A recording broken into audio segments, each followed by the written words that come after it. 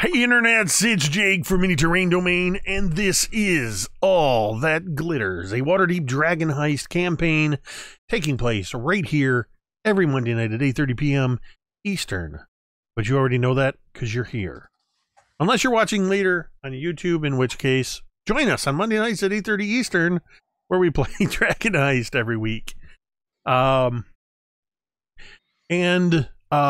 You might notice that we have a new face up in the corner and a new race and class. Cassie is joining us playing Ash, the Fire Genasi Sorcerer. But to see how that went down, you'll have to check out episode 18 of our campaign, which is still available on Twitch right now as a VOD. I'm working on getting it up on YouTube. You can see how that all went down, but Cassie will be with us for the foreseeable future, as long as nothing happens to Ash, as I jinx her. No. No, we're gonna kick some ass, and it's gonna be awesome. So yeah, we're very excited to have Cassie join the cast. I do want to say a couple quick announcements. First off, if you haven't already, somewhere up here in the top, depending on whether you're on mobile or not, there is a follow button that you can click, that you can join all the followers, be notified when we go live. If you're feeling frisky, you can hit that subscribe button. If you have an Amazon Prime account and you link that to your Twitch Prime account, you get one free subscription that you can use every month. Why not use that for Mini Terrain Domain? You get access to some cool new emotes. The more subscribers we get, the more sub points I get, which opens up new slots for new emotes. I think we're up to 3 or 4 emotes right now. Also, if I'm see if I can remember how to do this. I'm gonna have to add these buttons, but yeah, I think it's this. I'm putting in the chat a link. If you would like to join the Mini Terrain Domain Patreon, you can do so by following the link in there, patreon.com/Mini Terrain Domain. And I do want to say a quick thank you to the few, the proud, the patrons of Mini Terrain Domain. Because of them, I was able in the last few months to upgrade the microphone equipment. And over the weekend, I was able to purchase a new stream deck, which is giving me a lot better control over the production quality without having to click through and look for little buttons on OBS, which means no more Hail Satan slipping through from Marquise. Hey, check it out. And I'm using this handy tool much to Mike's chagrin. We just earned another domain die from Granamir1, who just subscribed using Prime. Thank you, Granamir, for getting us another domain die. The rules of the domain dice are in the chat, thanks to Cassie typing domain dice, as well as on the scroll down below. For every subscription, every donation of $5 or bits, domain dice are at a premium right now. We're going with the actual gold value for a donation of $5 or 500 bits. You can also purchase domain dice that let us do things like re-rolling d20s, making this guy re-roll a d20, doing out of rest, what are they called, hit dice, death saving throws, and even the Patron's Blessing, a super double crit, which nobody has yet used in any MTD game since we implemented that at the beginning of the year. So just give me a minute. It could be tonight.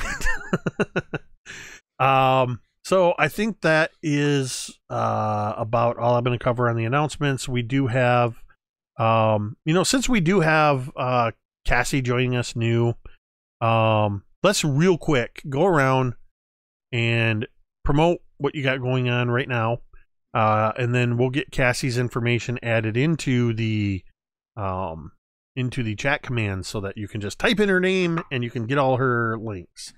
So Cassie, why don't you tell us where we can find you on the social medias and what you got going on? Sure. So I have Porch Pottery FL on Instagram, and also Cassie does SH_T for everything else as my catch-all. If you want to see what other art I do besides just pottery, we got some sculpture. But I just started that thing today. Also on Facebook at Porch Pottery FL. Just yeah, if you want to, just look me up. Excellent. Mike, what do you got going on? I mean, whatevs. No, I haven't really been doing too much. We've got, at least as far as going up on my end, trying to grab enough players to get together for the Star Wars campaign, and then there's the Dead Man's Guide to Dragon Grin, which will be coming out at some point, and I look forward to running a mega sandbox campaign in that, because I'm a glutton for punishment. What else? I got no, right now the Star Wars thing is actually really eating me alive, so I'm really hoping that I can kind of put something together, have it a very much a long running campaign where the players are fresh troops landed on a world and have to save the planet. No biggie. Awesome. Thank you to our good friend Prupra for cheering 500 bits and another domain die. Megan, what do you got going on? I am one half of the YouTube channel Dice on Ice, and tomorrow you can join me and some other people and Jake, and we will be delving back into the world of Barovia in a Curse of Strahd campaign that I am running. Also, we have a book, and I'm gonna get it, my last copy that I have with me. The Ravaged Wasteland of Cryfoth, and we are pushing to get to that sweet gold medal on Drive-Thru RPG. We are very, very close, and so that would be great. You definitely would be doing yourself a favor if you're a fan of RPGs, D&D, and especially if you want something that has that flavor of the I'm trying to think what it's called now. I'm trying to Dark Sun. It has that sort of Dark Sun flavor to it. Get Cryfoth. I'm actually going to be running this summer at the Absolute Tabletop Convention at Con. I'm going to be running a game that I'm calling the Verdant Scar. It's a thing that I'm writing specifically using Cryfoth, and we'll be running it for the first time ever at Con, and that's all I'm going to say about it, except that it's set in the Cryfoth world, and something is amiss, which is every day in Cryfoth. What was that, yes. Megan? Nothing else you can get for the art done by the wonderful Runehammer. He's great, and the art is beautiful in here. So, yeah. Yes. That's my plug. Absolutely wonderful art from Brandish Gilhelm. Dwight, what you got going on? Oh, the usual. Not a whole lot, but things. Yeah, so I'm Dwight. You can find me at Big Bearded Nerd on Twitter, where I paint minis and I know things. So that's what I do. Yeah, I'm actually working in the initial stages of working on some YouTube shows regarding mini painting, focusing especially on people that are new to it and focusing on the getting over that hump of being bad at it when you start, because that's what you do when you start. You're bad at things and then you get better at them. So that's kind of the focus that I'm looking on that. So that's coming hopefully in the not too distant future. So I also am, if anybody's looking for members to join a Star Wars game at any point, I'll just direct attention to over my left shoulder here, or maybe there as well. So yeah, just in case anybody needs somebody that's a Star Wars fan to play in a game at any point. But yeah, anyway, so let's roll some dice, yo. All right. Yeah, we don't normally go through and do all of the plugging because we do have some promotional stuff that runs during the break. And up here at the top, and I just found out apparently for some reason Megan's not showing up when I put her name in there, which is odd. Let me try one more time. Somebody was asking about our... There it goes. I forgot the exclamation point.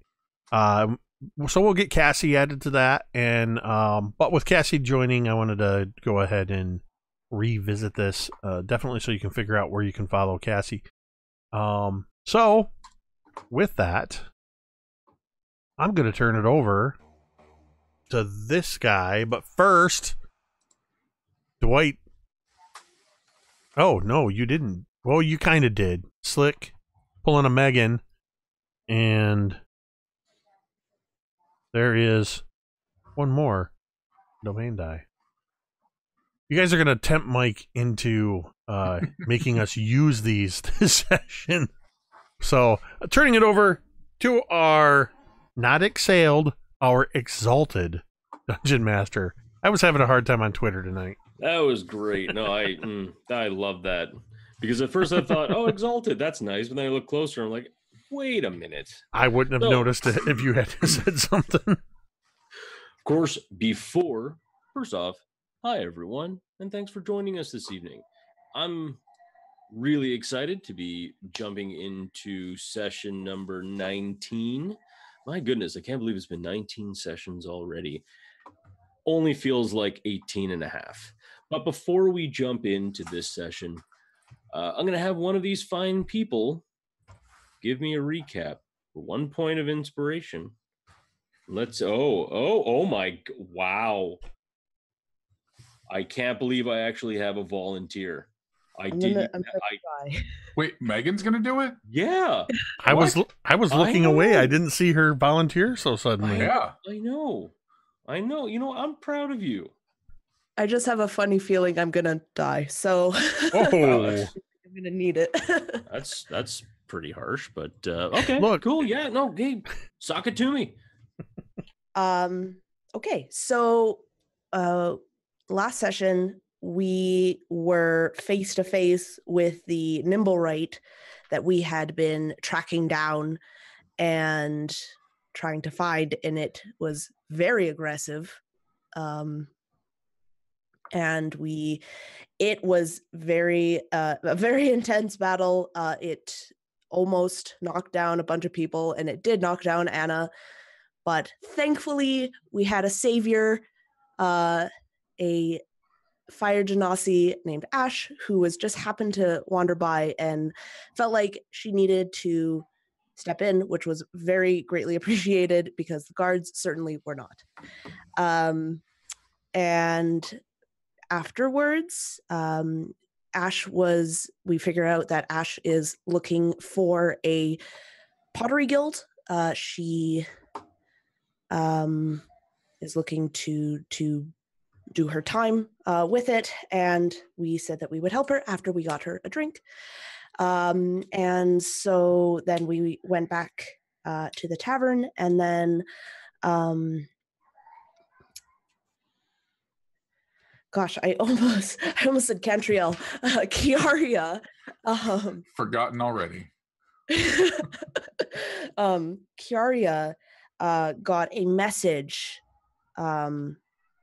from Timora, and we all got the three of us got to be there and see Timora, and Timora said that her daughter, who we did not know about, was in danger, and that she needed to go back to her. Oh, sorry, I forgot. We figured out that the Nimblewright was part of the Growlhunds. It had associations with the Growlhunds, so that was fun. And then now back to Kiara had to go. She had to leave. So everyone said their goodbyes, and we had a big party. And yeah, and then she left. in the morning, and we didn't get to see her again. But now we have a new friend, so that's good. That was good, and you will get 1 point of inspiration. But for a bonus second point of inspiration, what did you find on the nimble right? I knew you were going to ask that. I can't remember. Does anybody want to go in for the steal? We found a pouch with a folded piece of vellum with a map of Waterdeep marking the trade ward with the name Fenris Stormcastle. Bam! And Dwight gets the steal. Yeah, that's not something Six would have paid attention to at all. Good answer. Good answer. Nicely done. All right. So, if there are no other questions, no. All right. Well, then let us begin session number 19 of All That Glitters. You all awake around the same time. Some feeling much more lively than others. Not big surprise that the bard is not feeling up to snuff. As you make your way downstairs for the first time in probably the whole time that you have been in this place, as you come downstairs, you see that breakfast is already laid out for you. You see various breads and buns and some fruit, which is a bit harder to come by, at least at this kind of stage of the autumn. You see different like bits of like some ham and eggs and everything else. So you see basically like just a kind of a fairly decent feast spread out before you.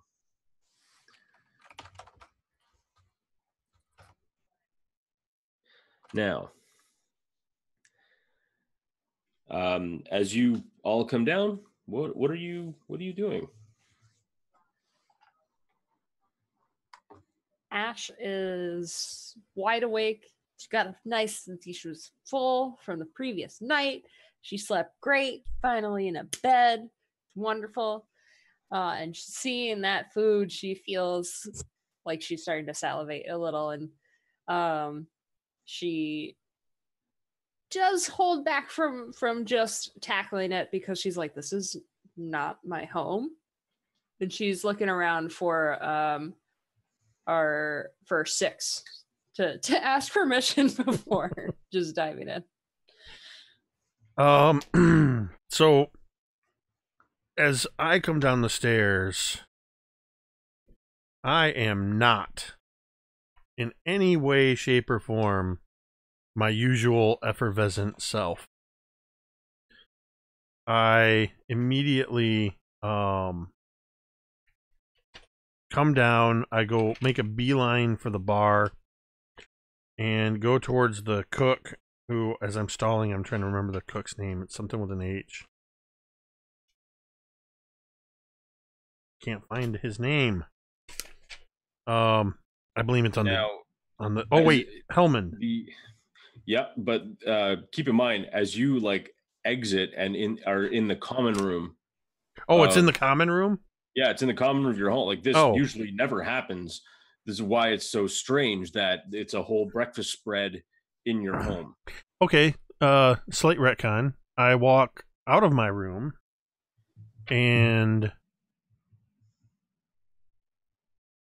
I come out of the den, turn to the left, walk out the door to head downstairs to the tavern, and Ash, you would see as I start to pull the door close, I stop.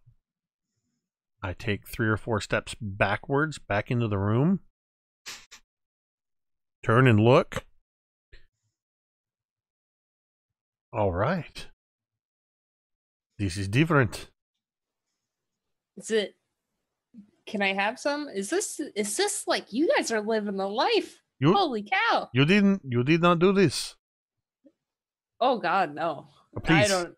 I don't Please. know my way around the kitchen. I just burn things. Please, your voice is it's way up here, and I would like it to be down here. I'm sorry. Oh my gosh. Sorry. So I'll walk out at this point. I just kind of peek my head out of my door and look into the common room. And I walk up. I see Six, and I notice the shape he's in. I just kind of smile, and I walk up and slap him right on the back. Morning, my friend. This is your doing. As you slap my back, on both hands, my claws come out for just a moment, reflexively, as I sort of do this, kind of arch my back, quickly retract them. I was just asking Ash here if they had anything to do with this. This is unusual. This is not our normal. There is nothing normal about this. However, it smells very delicious. And Do you think that ghost guy that you guys mentioned, that perverted ghost, done this? I mean, it doesn't sound like something he'd do, but I mean, didn't see anybody this morning. Not I've that I was up early.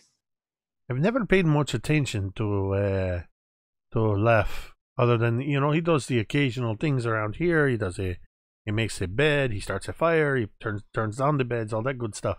And I am very appreciative of that. But I've never had Kiara always had the closer relationship with him, so don't know. However, and I'm already starting to shove rashers of bacon into my mouth, and sausage, and pretty much cramming food after other food. At this point, I'm talking with my mouth full. I don't know, this is something that Anna perhaps could have some, maybe she knows.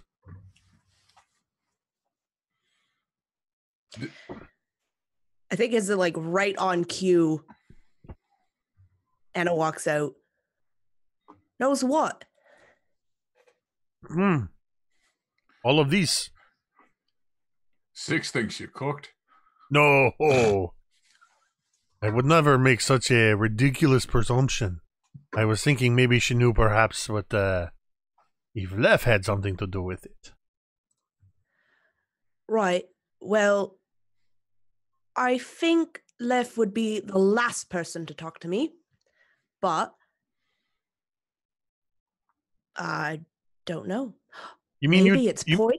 And she gives you this like devilish like grin. So maybe it's what? Poisoned. It does not taste poisoned. I am not dead yet. And Ash Right, is well, sorry. Ash is going to also tentatively eat. She pauses when Anna mentions poison, and then she's just like gives it a little sniff. Not that she's good at that kind of thing. She stuffs her face. Anna, you mean you and Lef haven't buried the hatchet, so to speak? Well, he's not trying to kill me, so it's better. But I don't know. Well, if it was Lef, thank you very much. I don't see any reason to question it, though. It is our home. There is a wonderful feast here, and this is all very delicious. And I continue eating. I'll sit down and start eating. And yeah, and as you look, I mean, there's a small like steaming pot of porridge. There's sugar, which is and there's also like all sorts of different breakfast foods, like pretty much not necessarily anything you wanted. I mean, it's not like incredibly magical, but but it's just a whole slew of different things. And you can even recognize some of it as like probably the food that has come from your own pantry. I think Ash, she's eating, she's putting some jelly on some bread, and she takes a bite, and then looks at it and glances back at Anna. And after finishing her bite, she's like, you know what? If you guys don't mind, I am going to go check the kitchen to see who did this. It's none of you. Your friend Kiara is gone. I think I'll go check it out. I'm pretty stuffed from last night still. And Ash would want to go find the kitchen. All right, so in Troll Skull Manor, the kitchen is not actually in where you are living. It's downstairs, attached to the tavern. So there's no actual kitchen up in here. Au contraire. I don't say anything to her as she goes to look for the kitchen.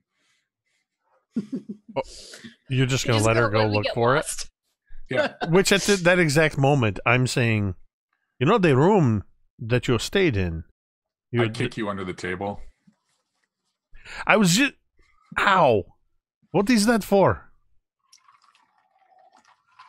The room that you stayed in last night, it was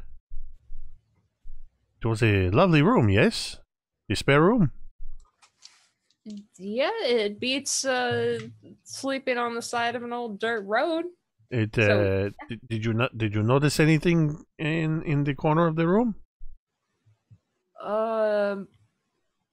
No, I have to say I went to sleep pretty fast. I didn't give it much thought. Actually, poking around. I'm actually pretty excited about it. I am the one who contracted for this. Normally, we have to go downstairs. We have to walk outside, down the stairs, go into the tavern. Now, we have our very own secret entrance. It's not so much a secret entrance as it is a quick way to get in and out of the place. What? It's just a trapdoor. Oh. But if you open up under the rug and open up the floor, there's a ladder. It goes down. Oh, okay. Whew. For a second, I thought you meant somebody was sneaking in and out of the room at night. Okay. Oh goodness, no! This is only us and our employees and Micken that knows about this. Got it. All right. Cool. Actually, Mike, I'm just assuming, has he installed our trapdoor yet? Oh yeah. Okay. Yeah. In the time that we've gone through everything. Yeah. Is the trapdoor? Is it like the room is right above it, or is there a crawl space and then it goes out somewhere? It's literally in the corner of the room. I'll share our map. Maybe we can post it somewhere that people can see it as well if they're curious. I've been making modifications to my copy of the map. It's in the corner of the spare room you stayed in, and it opens up directly down into a pantry. All right. Some people, perhaps, they don't want you to know this. Understandable. I will go check it out. And Ash slips back into her room, leaving the door open, or into the side room there, and goes to get the trapdoor.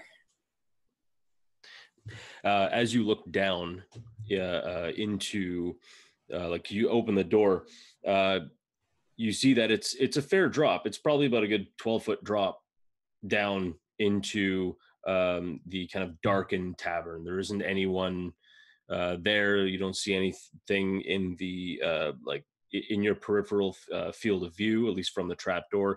Even sticking your head down, though your hands, or at least you do have, like, you can gauge a little bit of light from your own personal heat and flame. You still don't see anyone in there. Ash would decide to actually jump down to where any of the cook fires are. So go into the kitchen and look around, and just with her hand, pass over to see if she feels any residual heat. A sign that somebody's been there.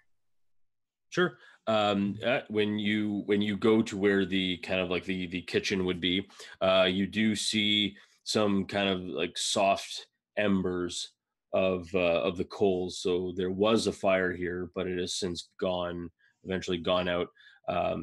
There are, though it does feel like look a little bit warm, or at least like feels warm. There's some areas where you can tell that, yeah, you know what, there was cooking done here. All right. But there's no sign of anybody. Could I do a perception check? Yeah, by all means. All right. Let's see. Let's not have this go off the table. All right. Oh my goodness. Where is it?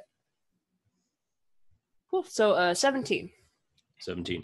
With that roll, looking around, you don't see any. No.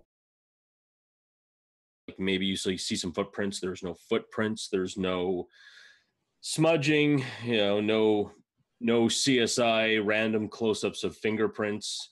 There's nothing. It's just looks like the place has been used and now it's not been used. Bizarre. All right. She would also look out to the front area of the tavern. Can we pause a second? Yeah. Yep. I think the stream just got interrupted. Oh no. This happened the other day too. It did, yeah. You guys all froze for me for like 5 seconds. The good news... Oh, it says stream offline. What the... That's weird. Alright, hold on. Tech issues. There, it's coming Okay. back. It does look like it popped back in. But still looks frozen. That's weird. I see it. Yeah, it'll take a second. Yeah. I suspect I'm gonna have to do some router maintenance on my end. All right, so dear audience, you should not have missed more than about 5 seconds. I realized what happened and called a pause. Hopefully, from what I've seen, there's not too much of an interruption when it goes to the when we go to VOD. It may generate more than one version of this game in the video clips or video files on Twitch. This has happened once before in a different game. If it does happen, just bear with us for it shouldn't be more than a minute or two. And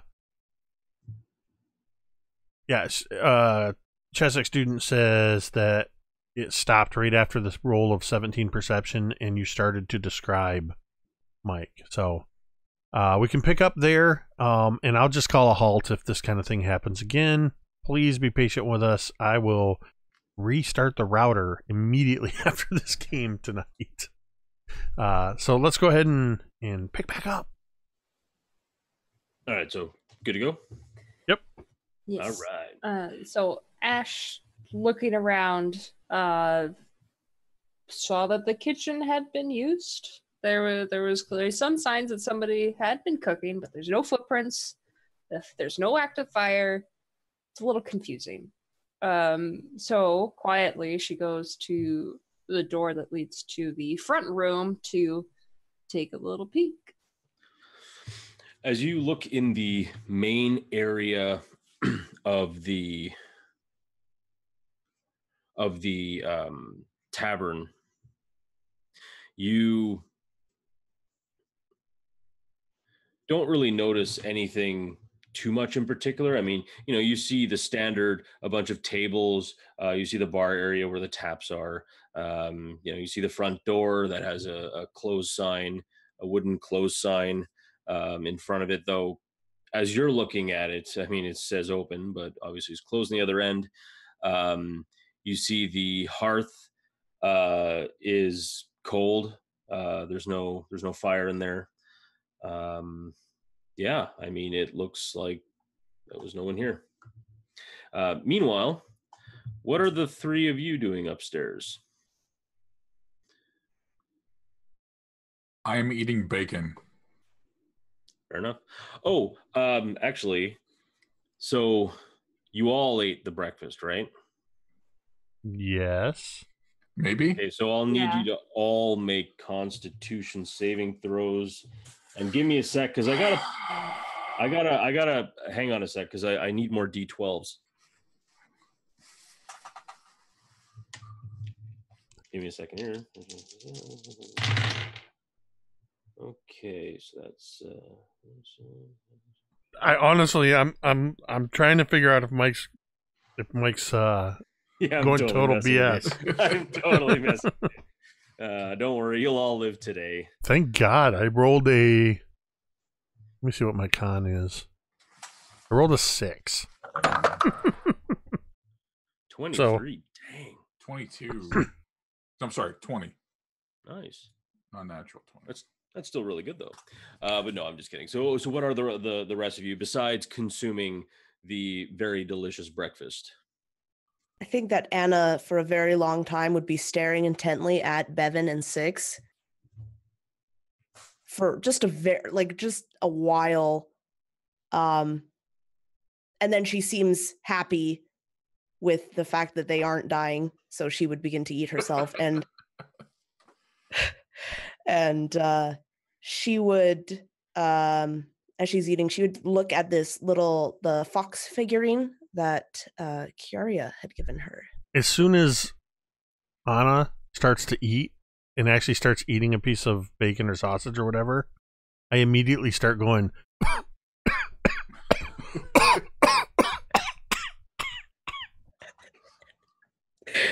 And then I just take some ale or something and wash it down. You just have this like strip of bacon just hit you in the head. Oh, not the face. Not the bacon in the face. I try to grab it out of the air, but I miss. No. For this visitor, she's quite the spitfire. She's getting right after stuff this morning, isn't she? What do you think of her? I like her. She seems very energetic and eager to be involved in things. I mean, she didn't really hit much, but she was trying to help us out with that Nimblewright yesterday. Well, for posterity's sake, I didn't really hit much either.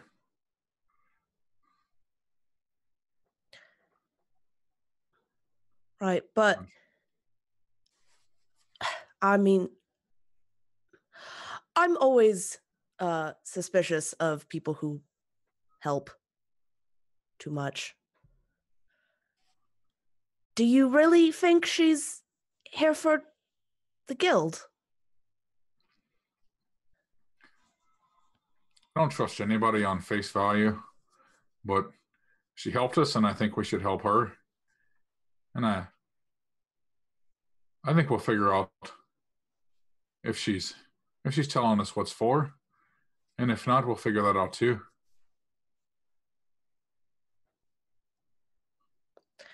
Right. It's just a little weird. I've lived here. Kiara's lived here forever and never heard of, what was it? Dirty paws, muddy feet.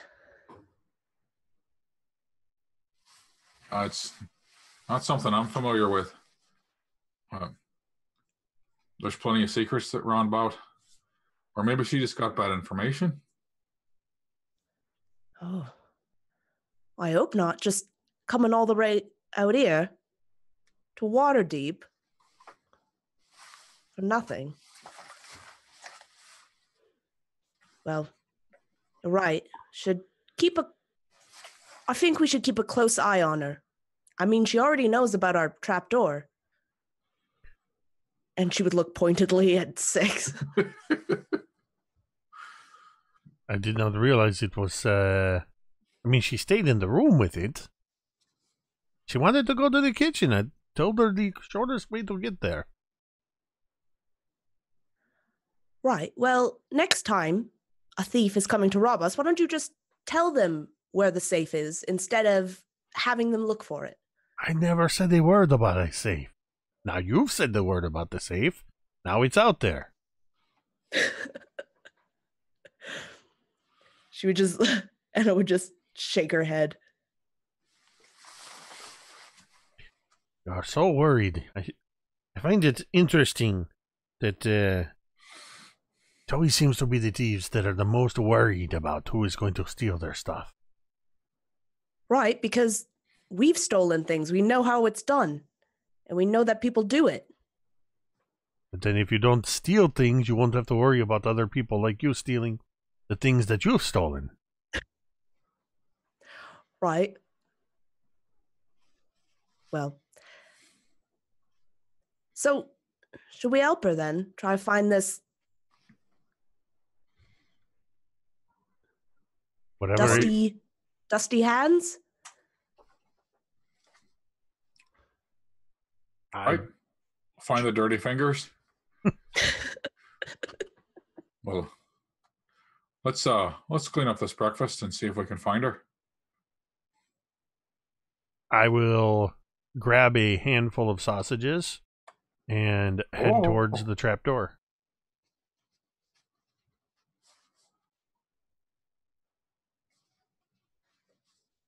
So I am Alright. still going out into the main room while they're talking to see if anybody's there. As you scour around trying to look for clues, you smell something. Like, it smells like fire, but without the smoke. It smells like just heat. There's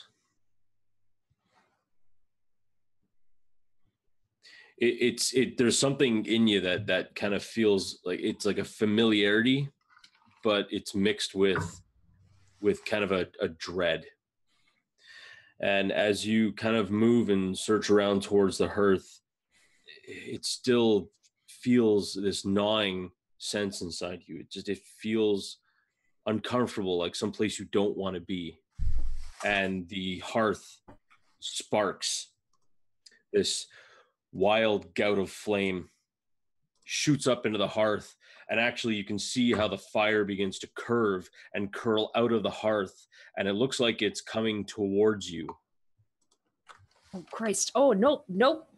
Hold on. And she's, of course, getting out of her room. She's still dressed. She has her big, the tough apron, and she holds it up at first, going towards the fire with the intention to kind of blot it out. But seeing it come towards her, she stops. Now, being a fire genasi, she does have fire resistance. She's not terribly worried about it. And believing that it must be something alive, says, hey, what have you got to say? Don't be burning up this tavern now. This isn't mine. You can't burn anything. She talks to it. All right. It begins to coalesce.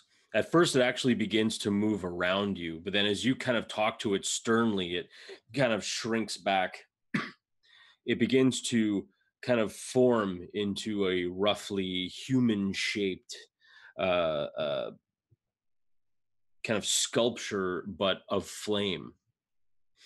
It tilts its head and kind of moves what I guess would be its head close to you. If any of you were close enough to hear, you would just hear the sound of like snapping wood and heat expansion and contraction. That seems quite normal in fire.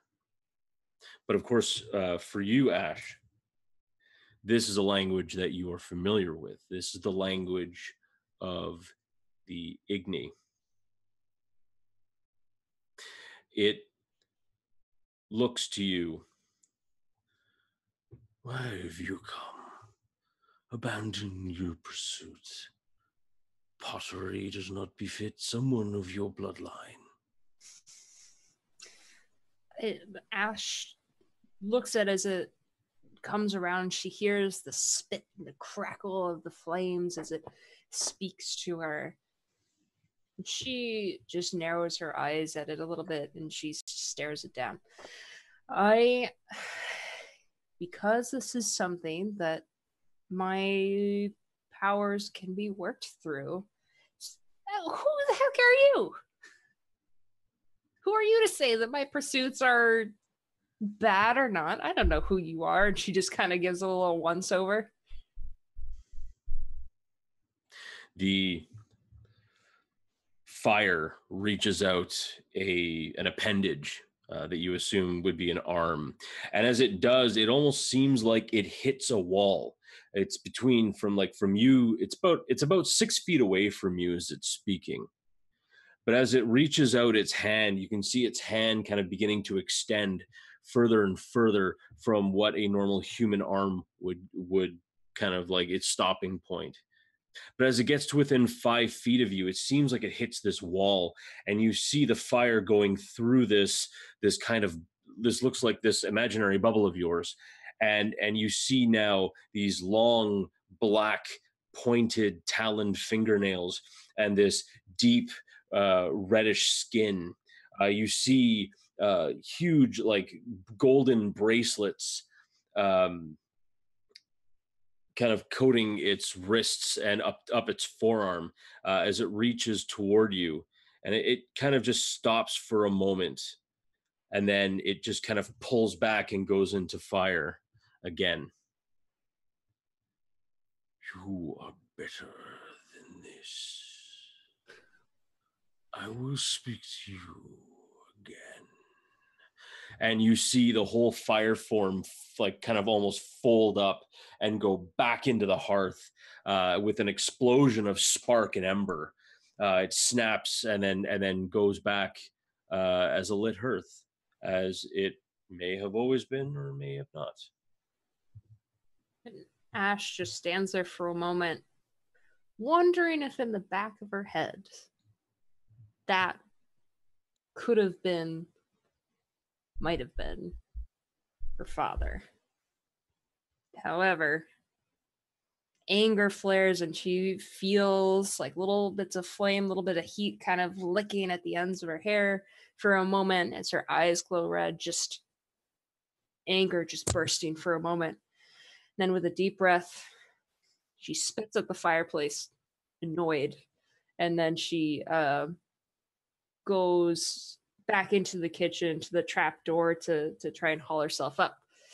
Well, I don't know who made it, but your fireplace is haunted with who knows what. And she just rolls her eyes. This whole place is pretty much haunted. Well, it definitely wasn't that leaf fella you were mentioning. There was I don't know. I don't know if it's a bad thing or not. Did something hurt you? No, and thankfully everything's fine downstairs, but Ash sits down. There was it smelled of sulfur and burning down there, and no, don't worry, everything's okay. Nothing is on fire. But it, Maganasi, we come from genies, and very often, our magical parent will leave us, and I wonder if that was him, just appeared in the fireplace. That sounds ridiculous. Hold on a second. Did you just say that you have a magical parent that might be a genie? Yes, I thought that was noticeable. She looks down at her red skin, and she's just kind of picks up her hair, and little flame crackles just for the the looks. I'm sorry. I thought that was Or maybe I didn't mention it. I kind of feel like we would have remembered if you had mentioned that you had a genie for a father. I don't know if this is. You were also pretty drunk last night, Six. I mean, I'm just saying. But as I'm saying this, I'm sort of looking over at Anna and Bevyn, and I'm kind of like, apparently she has a genie for a father. Right. Do we get wishes now? Oh, no. No, so anyways, with my heritage, I come from, I'm a fire genasi, and that, fire doesn't hurt me, and that's partly why I liked clay and glass, and I got into the artistry, and you could see her face light up a little bit, because, my powers are great for that. I get to make stuff really fast, it's good for making things. Maybe that's why Embrick likes so much is with the making of the weapons and stuff. You might want to meet. Well, if you're going to stick around, you might want to meet Avi and Embrick. They're a lovely couple of people who run the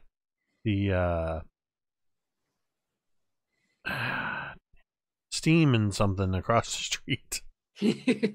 I'm certainly open to it. I mean, being as a guild artist, like it's good to delve into many different things and be a jack of all trades as much as I can, that is. So perhaps we should start with helping us find this the skills she's looking for. I think we owe it to her at this point, but help her out. But we've got business we got to attend to ourselves. Oh, talking to business, I don't actually know who made our food. The thing in the fireplace didn't say anything, but that's the only soul that I saw down there. Steam and steel, by the way. Yeah, I know. It was fun watching you struggle. As you're all gathered together, a note kind of flying into the air. When do you catch it? If it's flying through the air like a paper bird or airplane or whatever. No, it's just floating. Like think of it, it's more floating. Well, the cat's gonna jump at it. Hells yeah. Thank goodness. As you grab it, as you open it up, you see in shaky handwriting, "I made the damn breakfast," and it says Lift's name is signed at the bottom. Oh, and it says postscript, "You're welcome." And if a writing style could be sarcasm, nailed it. But I said to him, if it was left, thank you very much, we enjoy it, or something along those lines. Maybe I just thought it.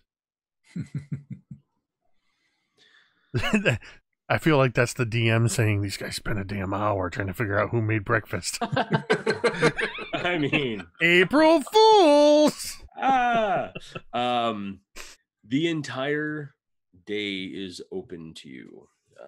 The rays of sun have already hit some of your bedrooms, at least those that can get the sun, other than you like vampire weirdos that try and avoid the light. Looking at you, Bevyn and Anna. The whole day is yours. What would you all like to do? I want to be 100% sure who made this breakfast. Just kidding. You know what? I'm okay with that. I'm okay with that. If you want to 100% sure it, I'm good.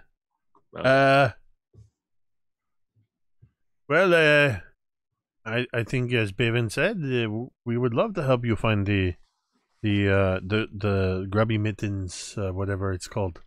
It's the muddy paws.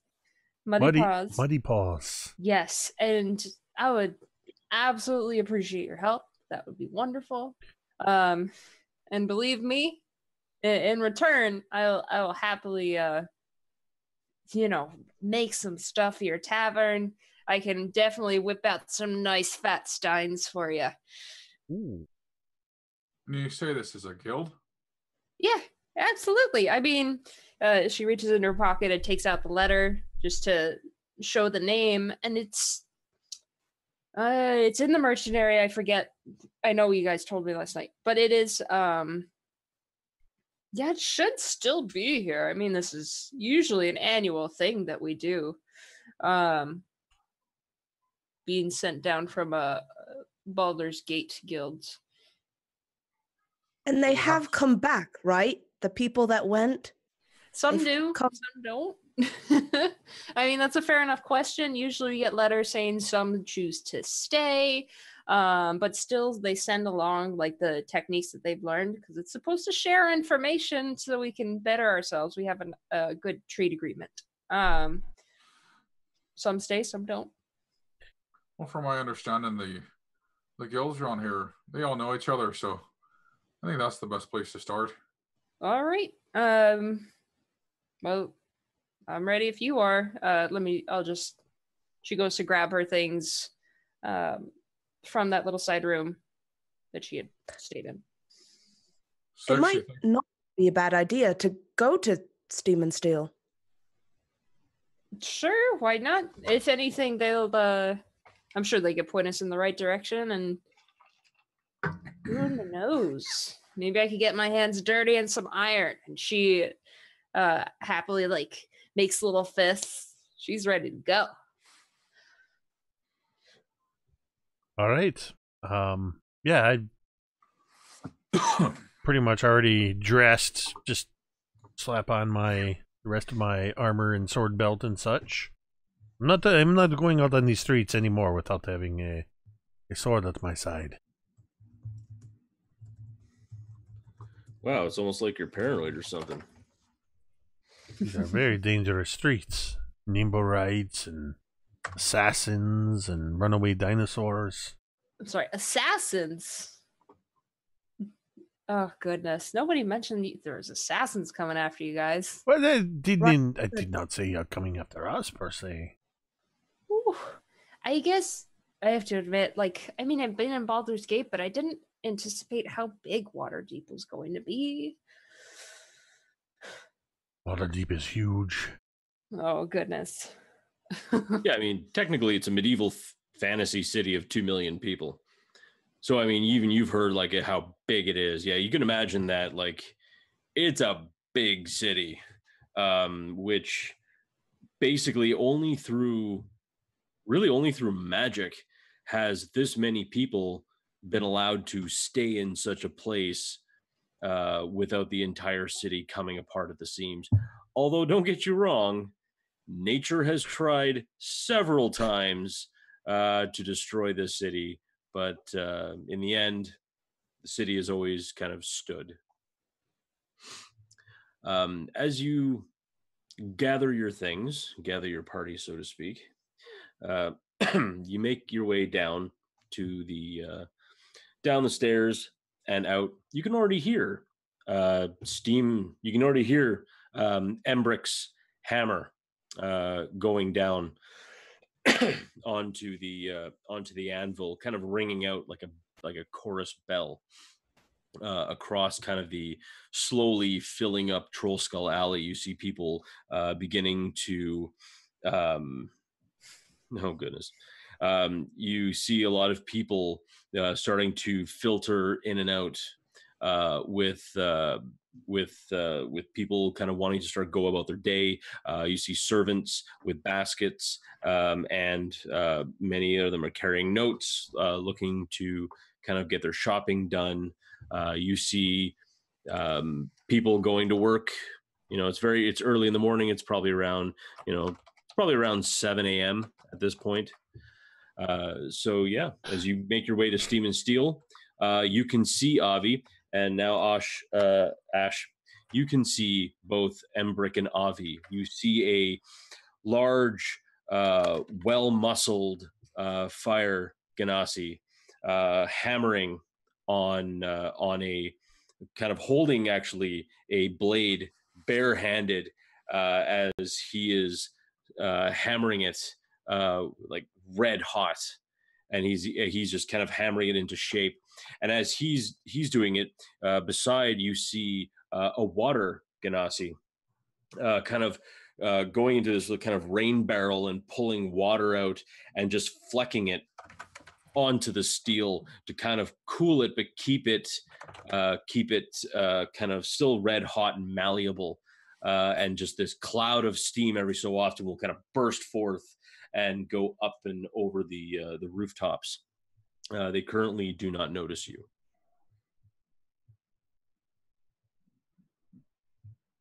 I think Ash is just kind of in awe. She loves getting to see others of her kinds getting to freely use their powers, especially for something constructive, because she knows that the power they have can seem so dangerous, and it can be. And she's glad to see it used in a good way. And she can't help but eye the muscly fire ganassi a little bit, but silently swoons at the water one too. And she runs fingers through her hair as if she's trying to pretty herself up for a minute. Excuse me. That's how she talks.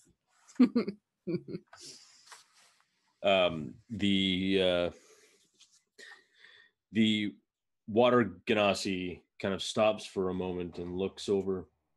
Oh, and you could tell he's tapping the fire ganassi, and it points to you, and they both kind of walk towards you. The water ganassi speaks first. Oh, hello, and welcome to Steam and Steel. My name is Avi, and it's very nice to meet you. And this is Embrick. And Embrick, kind of, as Avi seems very outgoing, Embrick seems very stoic and very kind of very, very deadpan. Matter of fact, he's looking directly at you, and you can't really tell what's going on in his mind right now. But he's looking very, very stoic, not smiling, nothing. Why, hello, Avi and Embrick. My, what handsome ganassi men. Oh, it's great to see you guys getting to do this. And she motions back towards the anvil. I'd love getting to use my own firepower as well for work. It's great. Oh my goodness. Such a clever name too. Steam and Steel. She is clearly very excited. I just arrived here. I'm wondering if you two fine young gentlemen could point me in the way of Muddy Paws. I'm Ash, by the way. It's a pleasure to meet you. You can see, like, as she started to speak, I kind of like raised my hand to greet them and start speaking, and just kind of like froze. You also see Six kind of jogging up behind, like, good morning. This is. Oh yes, these guys. Right? Yes, Anna, Six. Oh, Bet. I just met everybody last night. They've been very wonderful. You can notice her voice is definitely like a pitch higher, little nicer. Avi looks at you kind of quizzically. Well, thank you. Yes, my husband, and he points to Embrick. My husband came up with the name. We're very much happy here. But did you say Muddy Paws? Yes, Muddy Paws, and she does her best to not skip a beat. Right. I'm assuming that's a potter's. Yeah, right? clay, ceramics. I've come all the way from Baldur's Gate, and I have this letter that's supposed to introduce me to Muddy Paws, and I've been trying to find them, but of course last night it was just too late when I arrived in town. I mean, we've not really seen a place called Muddy Paws or really very much of a Potterer's Guild. You know, you could try. Well, you know, there's a couple of places that could be available to you. You could try the old guild hall, and that's right by the southern entrance to the City of the Dead down in the Trades Ward. You could also try out the Stone House. Guilds are changing here a lot. Sometimes some get eaten up by others, but as far as the actual store, Muddy Paws, I'm sorry, I've never heard of it. That's okay. We'll definitely check out the guild hall because you're right. It is possible, like maybe the name changed or something. Anyways, we'll go find that. Definitely let me know if you guys ever need a hand. Like I'm sure you got plenty of firepower with Emmerich, but if you're ever working on a big project that requires another set, just look for me. And you hear like you've heard like hammers hitting forges before and hitting steel, but this one was a hard hit. Emmerich stares directly at you. This is my forge, and I don't need any bloody help with it. Okay. And then he points at the three of you. Take your friend and go. And he goes back to hammering on it. And before Avi can even say anything, he turns his back right to Avi and goes back to hammering. And he seems to be hammering with a pretty determined way. All right. Well, she turns from Emmerich to Avi. It was nice to meet you anyways. I'm not worried about that. Let's get out of here. Well, that was a different encounter. They're usually not quite so grumpy. Maybe he's just had a rough night. I don't mind one way or the other. And Ash just shrugs. I know I come off a little too exuberant sometimes. Maybe just meeting another Fire Ganassi competition. I don't know. Avi has always seemed to be the more approachable of the two of them. Emmerich, I like Emmerich, but he's pretty much a bit of, ironically, he's got a bit of a cold shoulder from the first day we met him. Yeah, I will say I haven't met many Fire Genasi that are quite that he almost makes me think of an Earth Genasi, honestly. Well, but that's all right. Give him some time. He'll warm up to you. Do you mean that literally? She winks. I turned to Bevyn and Anna and I go, I like her. Bevyn just.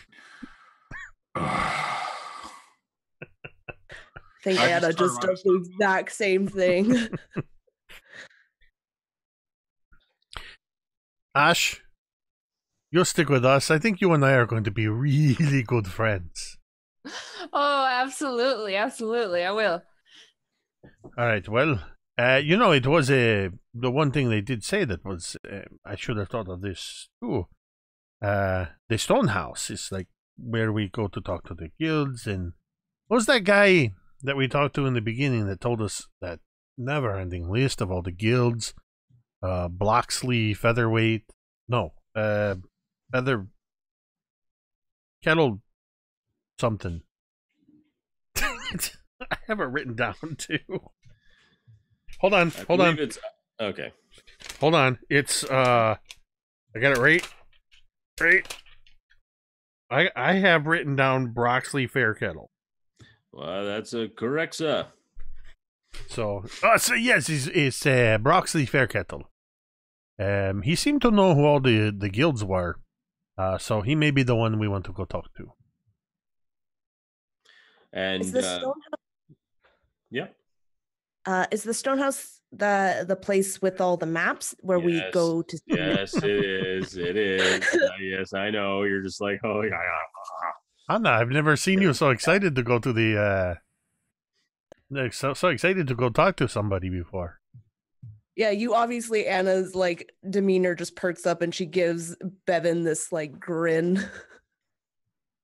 Oh, that's right. Bevyn was not with us last time. You did not get to see the Stonehouse when we went last time. Or all the maps.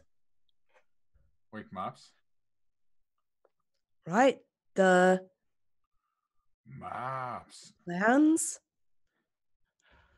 Right. Stonehouse it is. And like Alright. you notice, like he noticeably is walking faster now. Of course. Sure. So it does not take you very long to begin your walk. Actually, were you going to walk or did you want to take a carriage?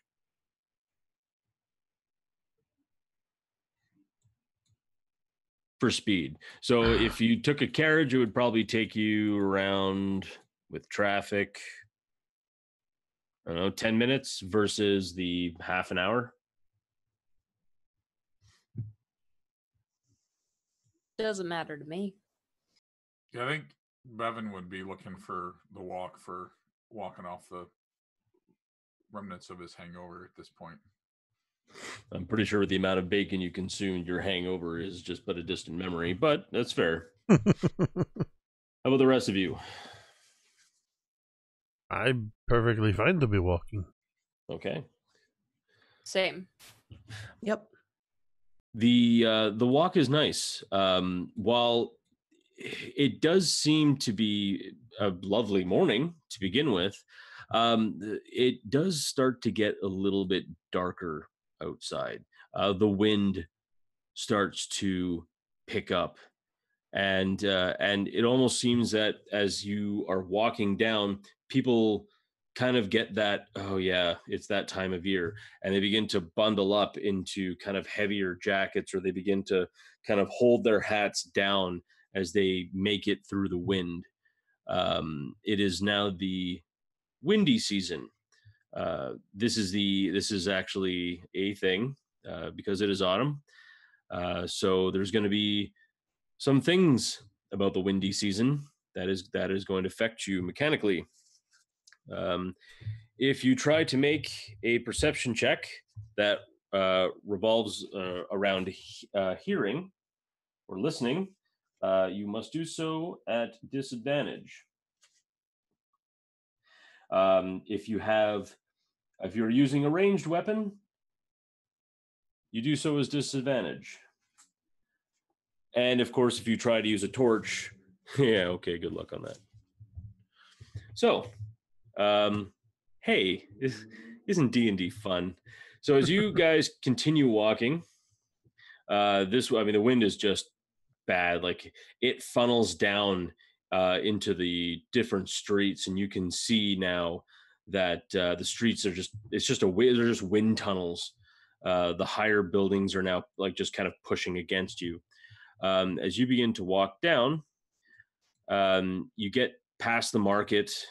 You continue walking down the high road until finally, 25 minutes, half an hour later, you get to the Stonehouse.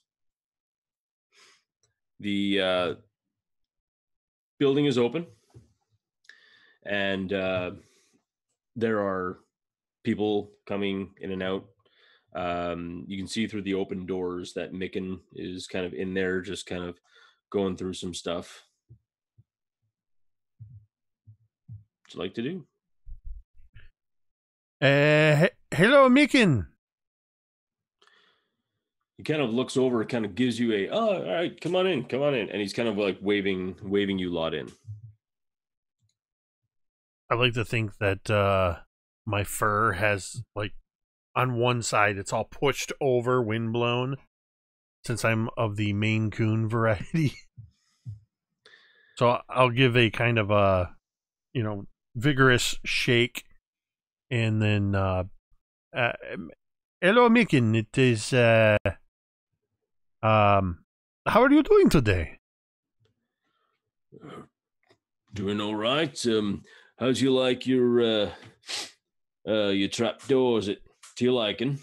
Oh, it is a wonderful trapdoor. Good. So what can I do for you today? Well, we would like to introduce you to our new friend, Ash, who seems to be, trying to find a particular guild, of which none of us really know what this place is, but we thought, well, where else to go but the Stone House? So here we are, and this is Ash. Ash, this is Mikin. Mikin is a wonderful carpenter and such. He's all the work you saw back at the Nobody's Inn. He's all Mikin. The trapdoor and the a lot of the repairs and everything that you saw. This guy's the guy. It's nice to meet you, Mikin. I'm sure these fellows keep you quite busy. Oh, you don't know the half of it, but we're quite busy ourselves. We've just been quite to be honest, it's not been a very good day. We've all been a little bit busy for the past little while. Somebody came in, must have been last night before the parade. Mm-hmm. Came in and they stole all of our blueprints, and he points to the honeycomb area that you saw last time, Anna, and you see now that it's all empty. Who would do that, especially during a parade? And Ash she's like giving him a lot of focus. She's genuinely concerned about what has happened. Well, I mean, the problem is that their plans, and their plans for all different types of things. Oh, perhaps something a thief would want. Probably. I will say, if I ever get my hands on them, I'm going to rip them apart. We could help you. Anna just kind of pops up. If you want, we can help you find them, right? Well, I mean, I've already got the guard on them, and normally they weren't going to help. And interestingly enough, as soon as I told them that quite a few high-ranking nobles' home plans were right inside here, they got on that one really quick. Right. Well, you know, the guard, they don't know what they're doing half the time. Do you have any leads? The only thing that I found that wasn't part of the overall decor here was this tiny black figurine. The guards took it, but it was this tiny black snake. It was just strange. I mean, it probably wouldn't be like the Black Viper or anything. I mean, it's not like he would steal plans, would he? Do you mind if I have a look? And she gestures to the honeycomb. Oh, yeah, no, come right round. And he opens up the, that kind of like, that folding little table counter thingy. I can never remember it. You know what I mean? I'll follow behind it, Anna. Sure. Yeah, no, if there's anything you can all help with, that would be fantastic. Now, as for you, miss, looking for a Potter's Guild? Was that what you said? Yes, Muddy Paws. Muddy Paws? Yes, Muddy Paws, or have any chance they've been absorbed by another guild? Nobody actually seems to know what I'm talking about, and I mean, I came all the way from Baldur's Gate. I don't understand. And For a moment, yeah. there's that glimmer of uncertainty and frustration that maybe she was tricked. Have you ever been here? Or have you ever been to this Potterer's Guild Hall before? No, no. But with my home in Baldur's Gate, the guild there, we usually do a trade-off with another ceramic-related one to, exchange information. And this year it was my turn to go do that. Oh, you know what, though? There is one thing you might be able to do. There's a guild hall down in the southern ward called the Builders Hall. They have stone cutters, masons, tile makers. I think they have potters in there as well. You can find out where this Muddy Paws place is, but I can almost guarantee that that's not the name of the guild. Anyone with that name would be laughed right out of Waterdeep. You mark my words on that one. Oh, really? I thought it was very cute. No, but you see, it might be the name of a store that does pottery. I mean, the guild hall itself wouldn't probably do pottery, but there might be a place nearby. All right, I'll be sure to check it out. This has just been such a what is it? A scavenger hunt? No, I don't know. But no, trust me, I understand. It's a bit of a wild dragon chase, if I can understand your meaning. But yes. At least on a plus note, if you've never been here before, at least you're seeing all of Waterdeep, so there has to be something good with that. I am, and thankfully, she gestures to Six, Bevyn, and Anna. They've been very helpful, and thankfully, they're generous enough to help. Take the time out of their busy day to try and lead me around. All right. Now, as for you, Anna, and you, Bevyn, I need you. First off, what exactly are you looking for? Clues. Yeah, I'm just looking for anything out of place, anything, especially that my trained thief eye would recognize. Oh, that's a good call. All right, so I'd like both of you to make investigation checks.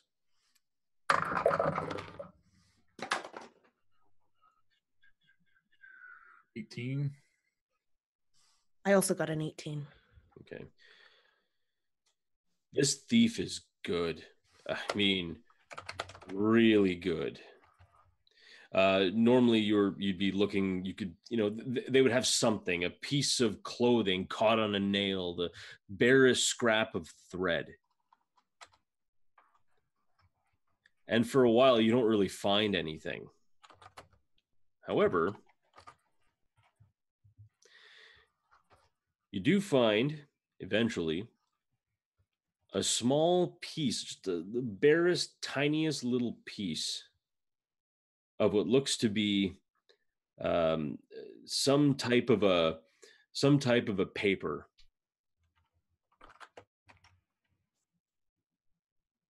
And Bevyn, looking at it, you think it might be a notification or something to somewhere, but I mean it's hard to tell. There's a few letters on there. Just says ARK, the very bottom kind of corner, but that's pretty much all you see. I will. I'll pick it up and I'll hand it to Anna. I found this. I don't see anything else though. So this guy's good. Does that mean anything to Anna? I mean, ARK. It's like right out of her. I don't know. Maybe it's something. Maybe it's nothing. Is the paper colored in any way, or is it just like a? It does seem colored, which is weird because normally paper, you can't dye paper, or at least as far as Waterdavians would know. However, this is, and it seems to be kind of a lilac, kind of purple color. Okay. And the arc, does it look like it's like its own word, or does it look like it was cut off saying something, or ARK? Or can I not tell? Tell you what, make me an intelligence check. No, make me a perception check. Yeah, that'd be better. Sorry. Oh, excuse me. Terribly sorry. My alarm's gone off. Just for the rest of you, just carry on as normal. I just have to run to the back for something. You're such a jerk, Mike. Yes, I am. 17 on my Right on. perception. Nice. So, you can kind of just make out the barest like dot pixel even of what looks to be a letter that is right in front of it and should have been part of a larger word. Okay. So she would hand the paper back to Bevyn. It's purple.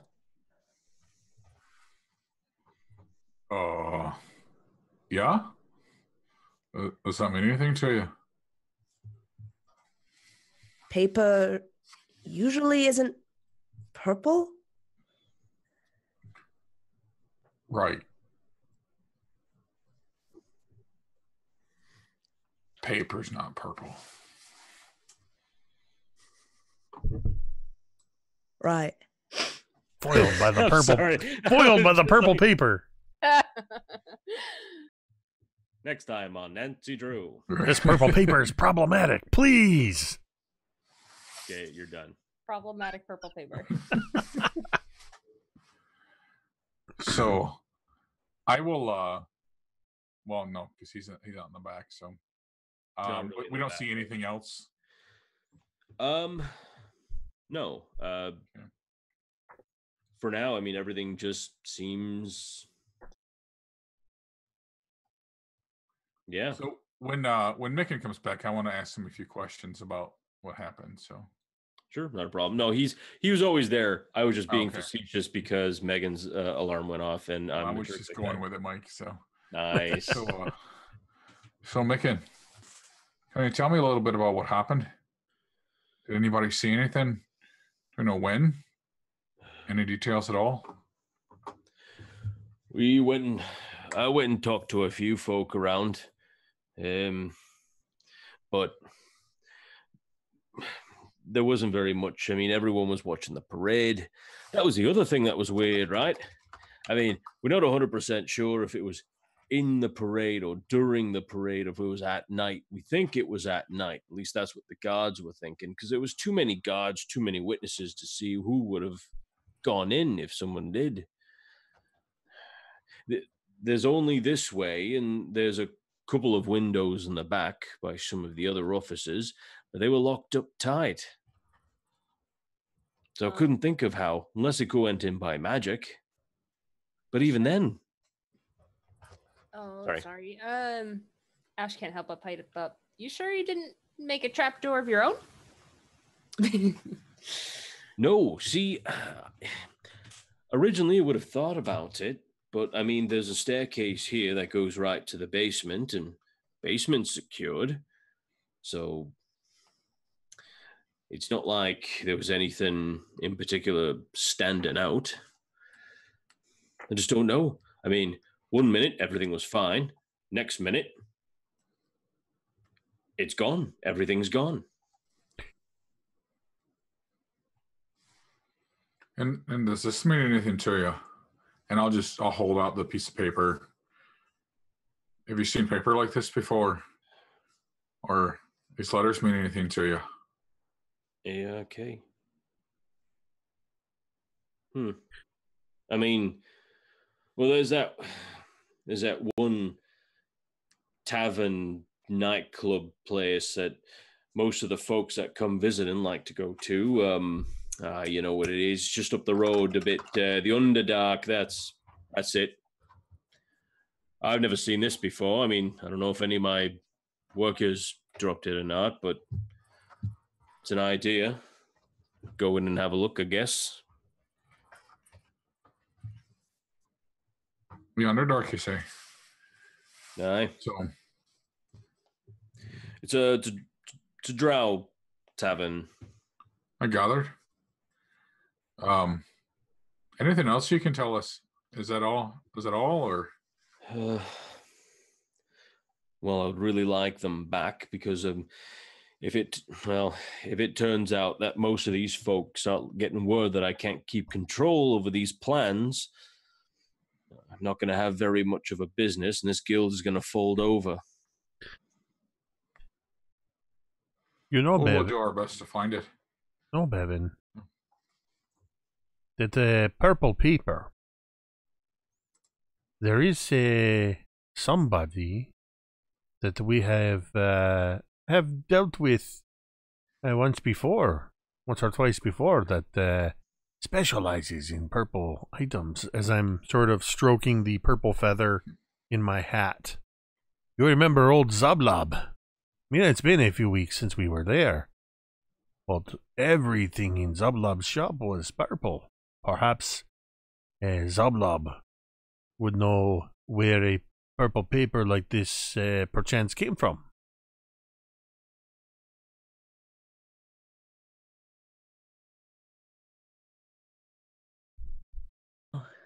Oh no! Actually, that's a Hold on. perfect spot. What was the last thing you heard me say? Perhaps Zoblob, and I'm like, oh, that's a great spot for yeah, great spot for a cliffhanger. It looks all right. well for the break you're talking about, right? Yeah. All right. 1 second. I want to make sure the stream comes back online. I usually have to hit reset. I see it is still live, but I don't see us. Yeah, I'm kidding. It's got a network error. Yeah, it usually screen takes about 30 seconds or so for it to catch up. Repropagate.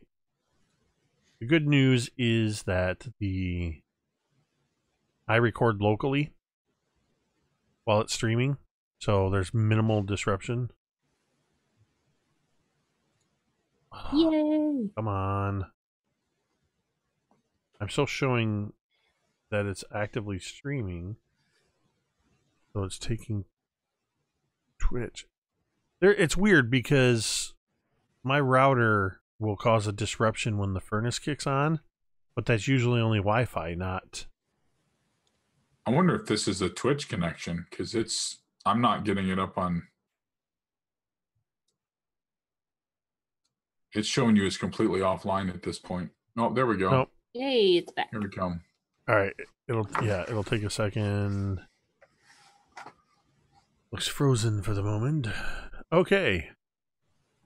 All right. It does look like we are back. The good news is it sounds like, based on what the other said, excuse me, they literally only missed like 7 words that I said.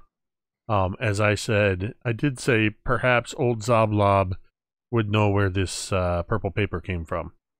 At which point Mike suggested, "Hey, let's take a break." Yeah, we'll take a little break. Let this thing kind of sort itself out. We'll be back in around 10 minutes. Again, apologies for the little hiccups, but hey, that's okay. Because, shit, I got nothing. It happens. Yeah, there we go. Yeah. So we are going to take a quick break, as Mike said. I do want to say real quick a shout out to Starin19, who gifted 4 subscriptions in the chat a little while ago, about a half hour ago, to Zenith Dante, Virgo Pro Z, V&K, and Taid. All of you now have a 1-month subscription courtesy of Star19, and we have earned 4 additional domain dice for a total of 12 domain dice right now. All right, we'll be back in about 10 minutes. See you then. Hey internets, it's Jake from Mini Terrain Domain, and this is The Intermission. is a channel dedicated to the love of and participation in the world of tabletop role-playing games. Whether we're designing encounters or miniature terrain, building worlds or dice towers, or just playing games, everything we do here is because we love this amazing hobby. That is why the mission statement of Mini Terrain Domain is simply imagine, build, play. If you like to watch live play or actual play D&D games, you can do so at twitch.tv/Mini Terrain Domain 3 days a week at 8:30 p.m. Eastern.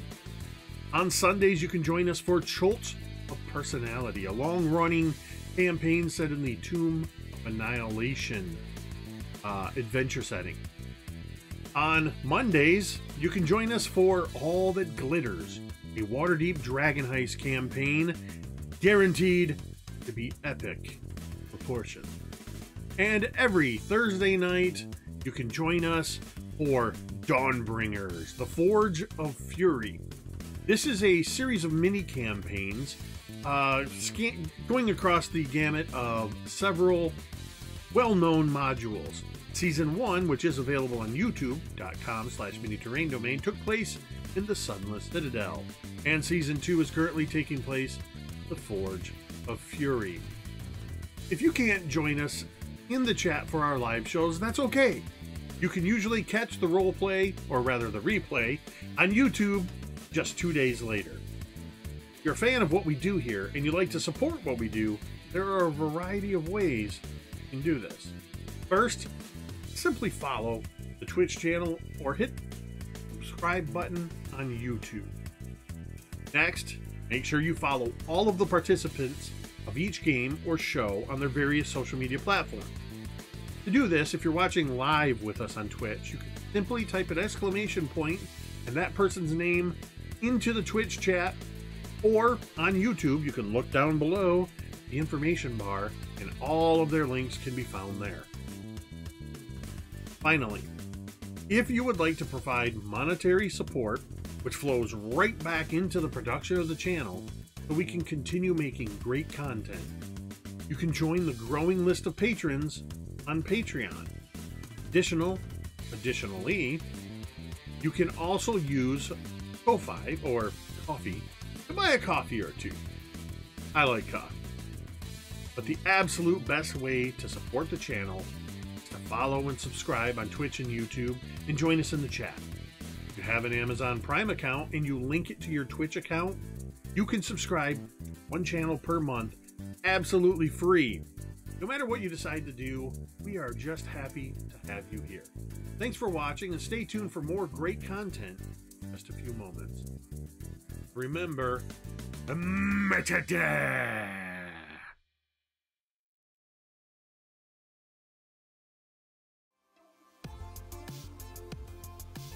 Hi everyone, I'm V and I have the YouTube channel, The Crafting Muse.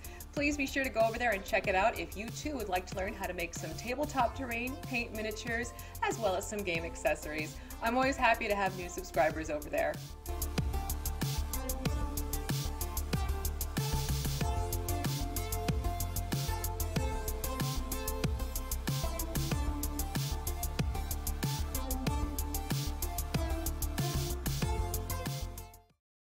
Learn the ways of the Game Master, the Dungeon Master, and delve into the minds of the players. If you're looking for adventure, excitement, thrills, and a dice-rolling good time, grab the modules each month and play the campaign with your gaming group with quest givers DM Scotty and DMG. They're taking you on an epic journey through the role-playing experience every Friday. You're sure to get hooked on adventure. And we really liked the idea of creating adventures together, so we thought that'd be a lot of fun to share with you guys. I didn't think this kind of stuff would come out of my brain. We are quest givers, and I'll see you in the next video. Adventure Mixtape, a music and adventure anthology, is a collection of 4 adventures for the 5th edition of the world's most popular role-playing game. The adventures are setting neutral and meant to be seamlessly dropped into any world that has a large seaside city and a jungle environment. With a bit of adaptation, the environments could be changed to suit any group. In Treaty of the Tiger King by Kelsey Dion of the Arcane Library, a distant king arrives at the city to negotiate the peaceful end of a war, but the Mercenary Guild has other insidious plans for him. Will the players be able to thwart assassination attempts against King Rami and help him negotiate circles of social intrigue in order to finally end the war? In Madness of the Majestic Menagerie by Ken Brees of Burling's Beard, the famous Majestic Menagerie draws hordes of visitors to the metropolis and cultural hub known since time immemorial as Splendor by the Sea. But now the gates of the famous zoo have been shut, and the grand opening of the new section has been jeopardized by a spate of mysterious accidents and, it's whispered, grievous injuries due to uncontrollable creatures. Mr. Majestic seeks to hire investigators and troubleshooters who can keep a low profile to iron out any problems before the impending grand opening becomes a complete disaster. Do you have what it takes to uncover what's driving the madness that's befallen the Majestic Menagerie? In The Infernal Collection by Sharm Biswas, when an influential fashion designer is found dead days before a major fashion show, heroes are called in to solve the mystery, prevent any further destruction, and help the fashion house prepare for the show. Gorillas in Their Midst by Jacob W. Norman of Mini Terrain Domain is a pulp action adventure wrought with perilous challenges and a high possibility of death. But what is adventure without danger? Of course, there is the lure of vast piles of unclaimed treasure and the accompanying fame that await those intrepid adventurers who would defy the odds and plunge into the heart of darkness. In this adventure, the characters will face raging river rapids, wicked waterfalls, poisonous plants, venomous vines, sinking sands, treacherous traps, and the vicious jungle demon itself, Awakane Gori. Grab your satchels, fedoras, and bullwhips. Adventure awaits. The Adventure Mixtape also comes with 4 original songs inspired by and written for the heroic adventures herein. This collection of music and story is something unique. We had no better word for it than mixtape. If you ever received a cassette, CD, or digital playlist curated to take you on a memorable journey, then you'll recognize what you find inside this volume. Also included in the Adventure Mixtape, courtesy of Kelsey Dion of the Arcane Library, are exclusive combat cards. Special cards that contain all of the items, monsters, and spellcasters found within these adventures to make running your adventure all the more easier. Adventure Mixtape, a music and adventure anthology, is available exclusively on drivethrurpg.com.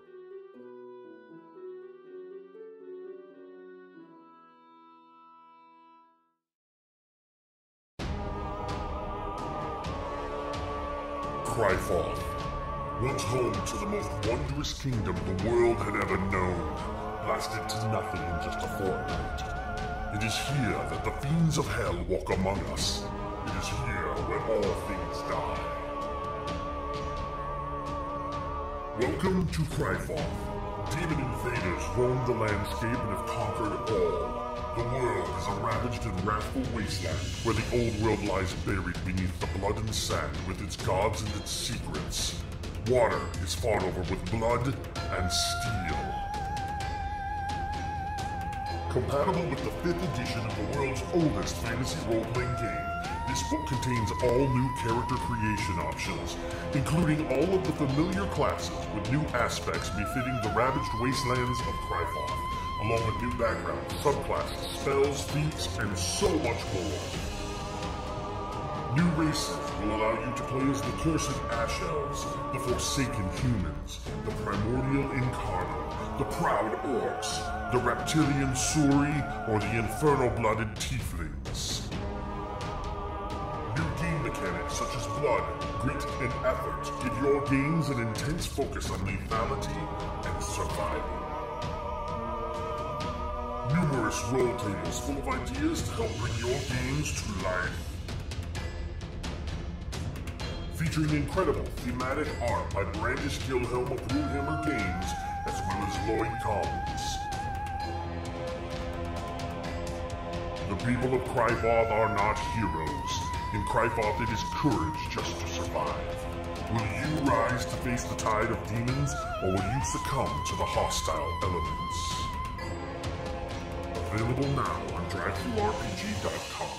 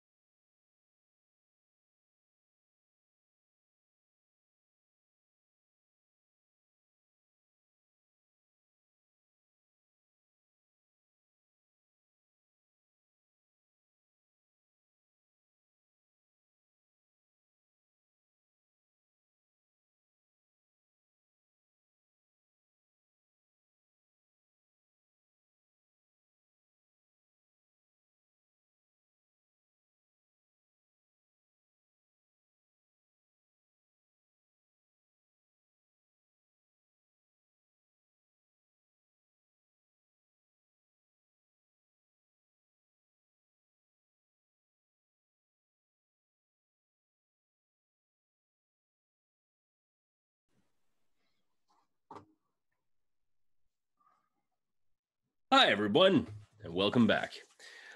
All right.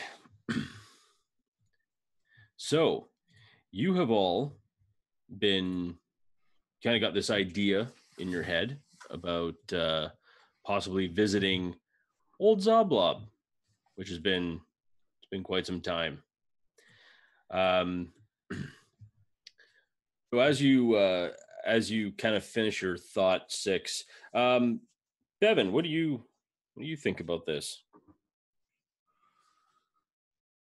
I think it's as good a place to start as any. The got this name of this Sunderdark, but this purple colored paper is something we just don't see. And I'd have to say that given that color, yeah, I don't think that's a bad place to start.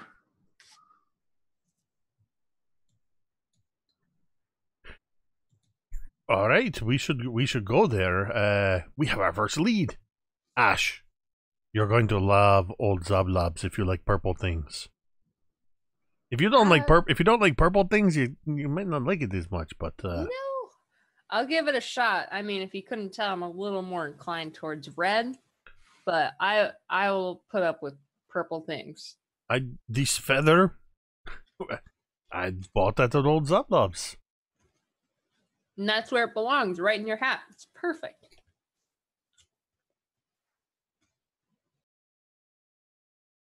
All right. As you leave Mickens, or leave the stone house, and you begin to walk down the high road, there are many people are trying to stay out of the wind, so that it's a lot. The roads are definitely clearer as you make your way down the high road,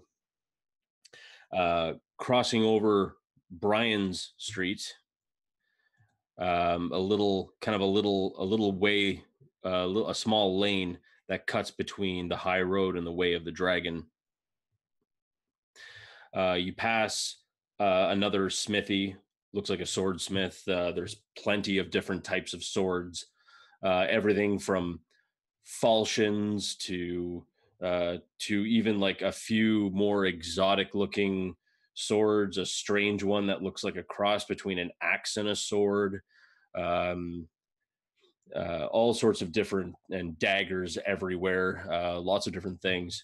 As you make your way down, you cross over the Way of the Dragon, and you find the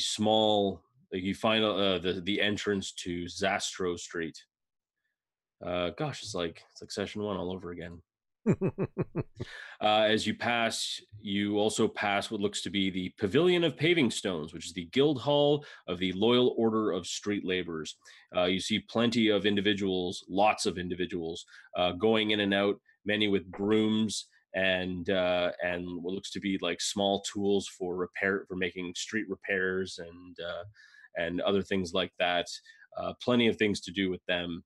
As you continue walking down, you are now starting to go into the dock ward. You start to see the houses are starting to look a little bit less developed. Definitely quite a bit less money.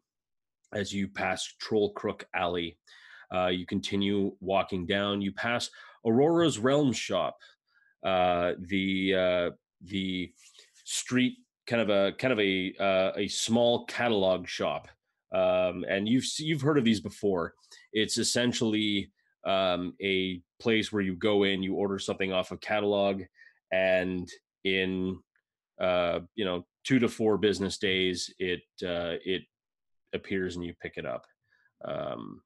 Because there's magic Amazon. So as you continue walking down, you pass the Purple Palace, which is a kind of an interesting looking tavern. You didn't really notice it before, but you can definitely tell it's been kind of painted a little purple. And right beside it, sure enough, the Old Zoblob shop. You see the large skeleton of what looks to be a beholder, this one huge cavernous eye, the entire skull a purpley color. You see the shop, once again, a like strange looking creature. It definitely looks like to be a beholder. Kind of just this little sign that's just kind of swaying pretty harshly in the breeze. I think that during their walk, Anna is quite upset about the plans being stolen, and she's going to just be kind of muttering to herself and kicking stones and arms crossed. Anna, why do you seem so bothered by the plans? I mean, are you feeling okay? Right. Yeah, I just don't like it when my thoughts, my ideas get stolen. It wasn't just the plans that were stolen that day. It was also my thoughts, apparently. She's just grumbling. What do you mean? I mean, if you care to tell me. Yeah, I'm just kind of curious. I'm surprised you're upset. I get the guy, Micken, right? I get him being upset. Right, I'm just a huge fan of plans, of buildings. And right. Okay. She's very obviously lying. I think she's just too upset to come up with a good enough reason. And that's very obvious. Ash would just shrug and nod. All right. Well, let's go find those plans. As you excuse me, as you walk in to Zoblob's shop, you once again are hit with this kind of purple smoke. You see Zoblob laying down. You see now, of course, for you, Ash, you've never seen Zoblob before. You see a small gnome with like wild kind of purple hair, but he's kind of bald on top, so it's this crown of purple hair that's been kind of done up into kind of two braids and kind of folded over in a way that seems ridiculous, and yet somehow it works for him, and that's fantastic. He's in this like magnificent purple robe, and he has this kind of like long pipe made from what looks to be heartwood, which is this kind of beautiful kind of purpley wood. He's kind of like sitting down, kind of leaning on this like what looks to be a very delicate glass case, and yet somehow it's supporting his weight as he's just kind of sitting there smoking and kind of blowing this inrush, this smell you get of like pomegranates and kind of grapeseed, this and this smell of lilac, and it's just a very aromatic smoke as it kind of wafts through the shop, and even kind of is thick enough that it's even like kind of just like moving along the ground like kind of like a ground fog. But everywhere you see rows and rows of various items that are all purple.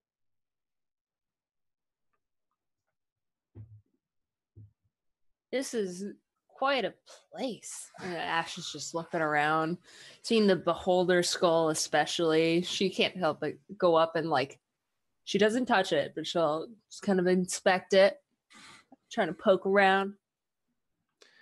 Zoblob doesn't really look at you as you come in, but he does say, "Thank you very much. I do enjoy someone who can appreciate the beautiful colors of purple.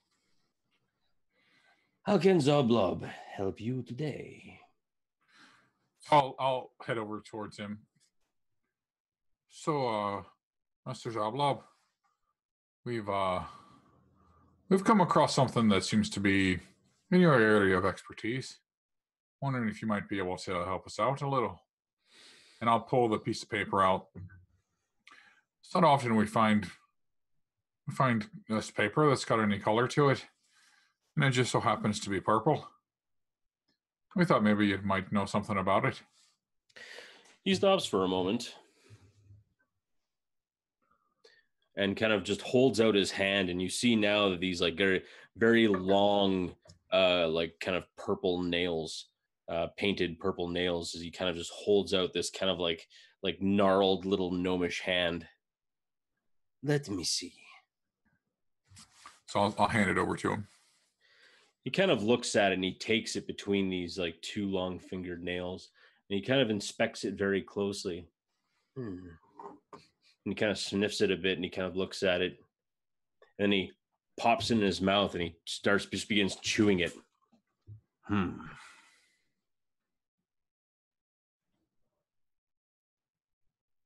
And he chews it a bit more, and then he kind of spits it out into his hand, and then he kind of holds it out like this. And I just kind of slowly reach in. Yeah, and he gives it to you. I have no idea. However, luckily for you, I know that that is a flyer for the nightclub, the Underdark. It tastes of drow. It smells of drow. Drow. What is it you are planning on doing? Something happen? Somebody tried to steal something from you, or a friend, or try to murder you? It's almost... I left this behind with one of our friends when something untoward had happened. A little bit of thievery. Really? And what friend is this? I know them, probably. I know everyone. It was a stone house. And he stops, like kind of like being wistful. Like you kind of felt that he's kind of a bit flighty, but then for some reason that all kind of like comes together with this kind of like very kind of moment of lucidity. And he kind of leans over and kind of gets close to you. The stone house. What was stolen from the stone house? I didn't really tell us. But Micken was pretty sure that something bad had happened. Hang on a sec. Now, you do not need to keep anything from old Zoblob. Something was taken, something important. Else you would not have come all the way down to old Zoblob's shop, asking about purple paper. Or you would have just left it to the guards. But you didn't. You have come here. So, what was stolen?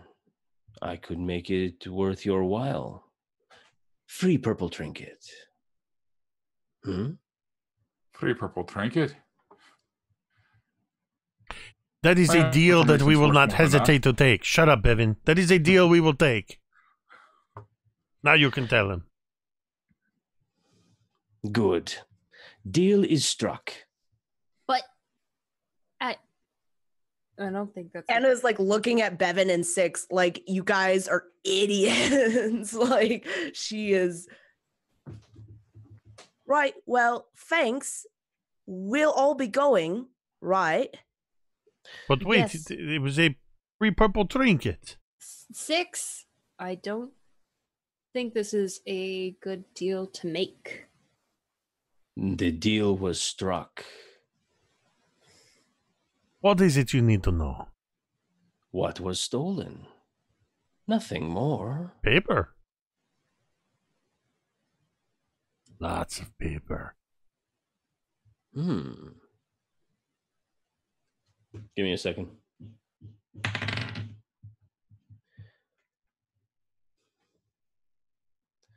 See? Then our business is concluded. Please help yourself to a free purple trinket. No, not the beholder. I will immediately, just like a kid at Chuck E. Cheese with a fistful of tickets, I'm looking for what strikes my eyes as a fancy trinket. Tell you what, roll yourself a D100 while I go and have a look where that dang trinket table is. Because for the life of me, I can, that's the one thing that I've always had trouble finding. Wish my purple dice were a little more accessible. That seems appropriate to roll purple dice. Oh, hell yeah, it does. Here we are. Don't mind this sound. It wasn't as loud as I thought it would be. There's one purple D10 and the other one. Okay. That is an 89.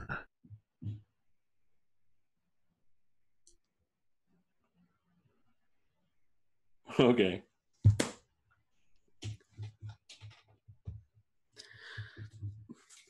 Looking around the shelves, you find a lot of very interesting things. You see this like magnificent looking purple vest with more pockets than you could possibly count. And you think to yourself, that's really cool, but let's see what else is there. And you go hunting around. Finally, you see what looks to be a small vial. And it looks to be held aloft with a kind of carved wooden claw, like talons. The glass is purple. However, there is a liquid inside. And this catches your fancy because, hey, magic's a thing, and that's kind of cool. So as you reach in, you kind of pick it up and look at it. And old Zoblob looks and goes, a very wise choice.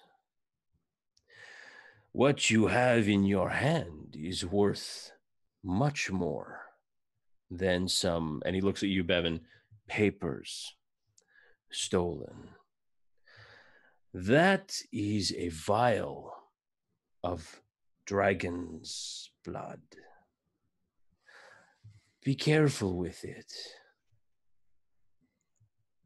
It's very powerful.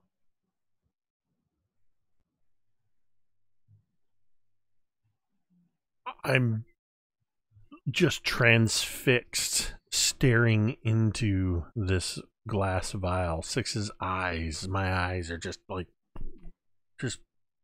orbs staring into this thing. See, Bevyn? It was that simple.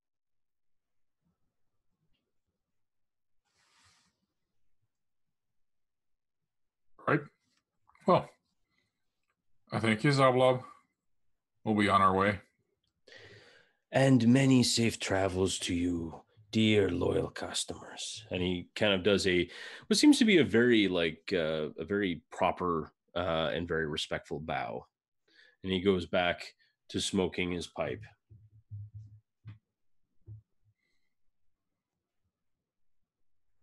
And I'll head out the door. Not a problem. I'm assuming all of you head out the door? Yeah. All right. So, while you all think about exactly the horrible consequences that just befell you, where would you like to go?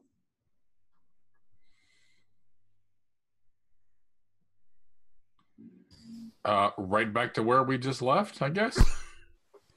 So, right back to the stone house, or do you guys want to go right to the Underdark? Well, I mean, that's where the Underdark wasn't. The Underdark right in that general area. Oh, yes, my bad. Yeah. Yes, it is. It's just actually across Tel Shambra Street. Yeah. Yeah. Sure. So, but do you want to go to the stone house first, or do you just want to go right to the Underdark? I would suggest we continue on to the Underdark at this point. Okay. Agreed. Backtracking, as one does, you guys basically this time go up the way of the dragon. You pass by the Thirsty Throat. Not even gonna lie, that's the name of it. Yep. You can all just giggle. Is that one you want? You know this place, Bevyn, actually quite well, as a place where a lot of more people who will do things for money that generally involve violence kind of like to congregate. And generally, if you need someone to do something in that regard, you would probably go to that establishment and speak to a few people who might assist you in such a fashion. So yeah, you know that place is definitely like cutthroats, thugs. This is the Thirsty Throat, you said? It is, yeah. So as we walk past, I point, I kind of get Six's attention, and I point to the Thirsty Throat. Never go in there. Are you just telling me this because it's a really good place and you want to keep it to yourself? Anna's just nodding and smiling. Six. Don't ever go in there. And I look at him, and I mean, I like all like hint of a smile is gone from my face. And then right as I go to turn away, I wink at him, and then continuing up the street. With a 5 on my insight, I have no idea what you're talking about. I just go back to periodically I've slipped this vial, this trinket of dragon's blood into my pocket, and I'm just every so often I'm like kind of not pulling it out, but I'm just like peeking into my pocket just looking at it.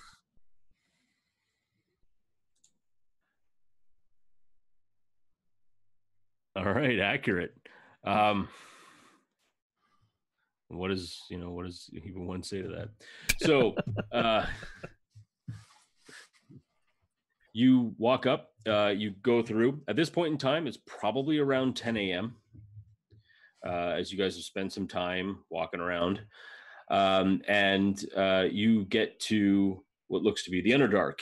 It seems to be looks to be like an old converted Victorian. However, it looks to be there's no like front door on street level. It looks to be like some stairs that lead down kind of into looks to be like kind of like a downstairs opening on the street. The building itself is closed.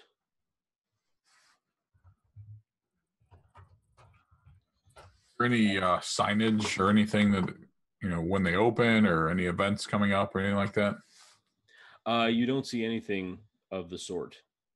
However, as far as like no events, I mean, you do see, you do kind of figure that any place that caters to a clientele that has a hard time like being anywhere in the day because of the sunlight, obviously, like being like causing some discomfort for their skin and eyes. You figure sundown would probably be the time this place would open up at. What time is it now? 10 a.m. 10 a.m. a.m. You got some time. Dang, we didn't sleep in. We got up way too early. So perhaps we come back later. Well, we do have other things we could do. Wasn't there a whole thing with the whatever it was, the nimborite, that thin piece of paper, the vellum? It pointed to the Growlhuns, and if we had the plans, we could maybe do something about that. But oh no, it didn't. Right, it pointed to a guy. Well, it pointed to an alley in the in the trade ward, and the name Fenris Storm Castle was on it. So I will just pull out the vellum from my pouch and just show it to everybody in the group here. So Sure thing. So the let's see if I can actually. I'm trying to see if I can actually see it on the street, like in the actual map. And actually, while I'm trying to like hunt it down, no, I don't really think I can find it. So, following the map, you guys go up the high road, and what I need to actually, what I would like, wouldn't mind, is either if somebody could either give me a survival check or an intelligence check. See if you can try and navigate this map. All right. I will make an intelligence check here. Hey, you're a smart cookie. With a domain die. Good. And I rolled exactly the same thing, so 11. Ironically, that's exactly what I rolled. Ironically, you only needed a 10. So there you go. All right. You're a jerk, Mike. Yes, I am. As you make your way, you kind of have a look, and it takes you a moment, but you're like, oh, right, because that's that. And you go up Slipstone Street, and it doesn't. You go up a little bit, and until you kind of like turn around, and you can kind of see a bit of an alleyway. That it seems to be like an alleyway that goes like all the way through. Yeah. So as it kind of like goes all the way through, you kind of start having a look around. Now you guys just gonna start walking the alley because it's not there's not a lot of people. Actually, there's no one in the alleyway. There's no, Yeah. So you see nothing. As you get to pretty much around the middle, you hear something behind you. Turning around, you see a full-on cart laden with apples careening down towards the four of you. And this young tiefling boy is on top, trying to hold on for dear life, shouting, "Look out! Look out!" And that is where we're going to end our session for the evening.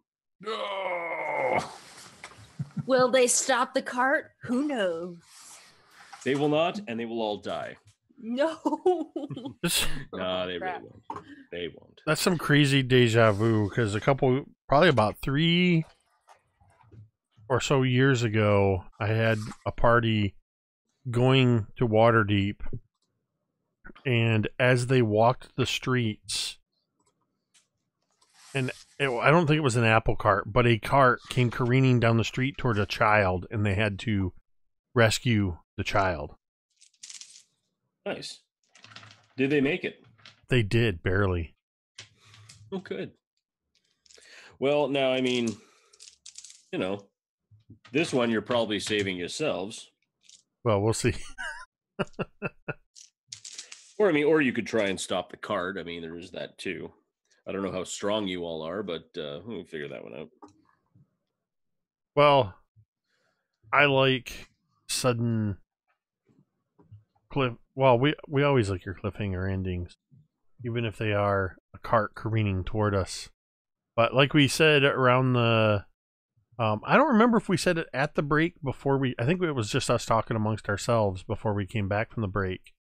But we were talking about how we like these very character-driven, we all like this character-driven story that our own interactions and what we're deciding to do is moving us through. And I think that's an area, it's a good thing. That's an area that you really excel at dealing with, Mike. Well, you know, this is why, and like, there are so many things that I could say to, like, you know, for those watching at home, or you know, if you're trying to DM for the first time, or even if you got a few games under your belt, you know, running a campaign, especially a campaign like this. Now, because this is a module, it already has it in this kind of module that it's a little bit lighter. Now, in the combat region, I could make this place a lot more dangerous and throw in a lot more random street violence, muggings, or you know, getting caught in the middle of a gang fight. I'll write that one down, or you know, so on and so forth. Certain things that you can add in. But because this is light, the fact that I have such rich backstories from the players, that helps me to weave things in. So you guys, like, so for the players and even for the audience, you know, you have no idea where the module begins and the side stuff that I pull out of my butt comes from. So it's very much kind of spread out. And that is the one thing that I would suggest, that if anyone's doing it, always take someone's backstory and then say, okay, from what they've said, they probably want this. They'll probably want this, and talk to your players about it. And if you want to keep it a surprise, that's okay too. So you kind of try and just go in with the flow. And then if maybe you're trying to put a backstory in a way that's not really jiving with the player, talk to the player. Always talk to the player. Because a lot of times, at least in the case of some of these cool cats, they like to have their stuff kind of secret, and maybe they want to reveal it to the other players at a time that player chooses. And that is really good. Like, for example, no one knew Kiara had a child. And when it was revealed, it was like, oh my, what? Wait, what? And it was this big thing. Mind you, a god revealed it. You know, so that was also kind of a thing. But in the case of when Anna, you know, first found out about Liff and everything else, you know, she was freaking out, and everyone was like, okay, really, why is Anna freaking out? I have no idea what's going on. And then it's like, oh, wow. So yeah. There's a lot of really cool aspects to it, that this is how you enrapture your players in, and it draws them in, it makes them immersed, and it makes them really, really, really want to play that next session. Or, you know, have them send you death threats when you end a session. You're like, no, I want to keep playing. Not that they've done it. Help me. Anyway, so that's my 2 cents on it. Thanks, everyone, for joining us tonight. I've talked enough. I'm going to give it back to Jake, who's way more bearded and handsome than I am. Go for it. Well, thanks again for another awesome Waterdeep Dragon Heist session. That was session 19. And of course, thank you to Cassie, Megan, and Dwight as well.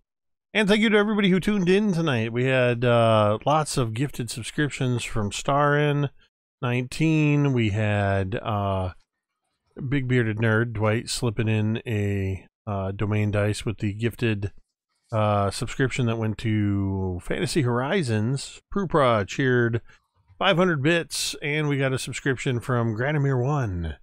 So thank you to all of you who contributed in that way and helped us get some domain dice that we're starting to use a little bit. Be sure to check out Dice on Ice on YouTube tomorrow night, where I will be a player among some other great players on the Curse of Strahd campaign led by Megan. On Wednesday night, you're going to want to head over to Erasmus Expeditions, and I will be playing in the Whispers and Fragments Momentum campaign led by Jeremy, who plays in our game that you can check out on Thursday right here on Mini Terrain Domain, Dawnbringers, The Forge of Fury. I believe we are on episode 8. I think I think it's episode 8. And then on Friday, I will be over on the Nerdarchy channel for the RPG Crate game. And then on Saturday, I will be dead because I will have played 5 straight days of D&D. Dang. No, that's basking in just fun and excitement, because it's not every week you get to say you played 5 straight days of D&D. So yeah, thank you to everybody. Be sure to check out everybody's social media, and give them a follow so you can see what everybody's up to. We're going to go ahead and we are going to end the stream the same way we end every stream, and you can say it with me if you want. Emitted.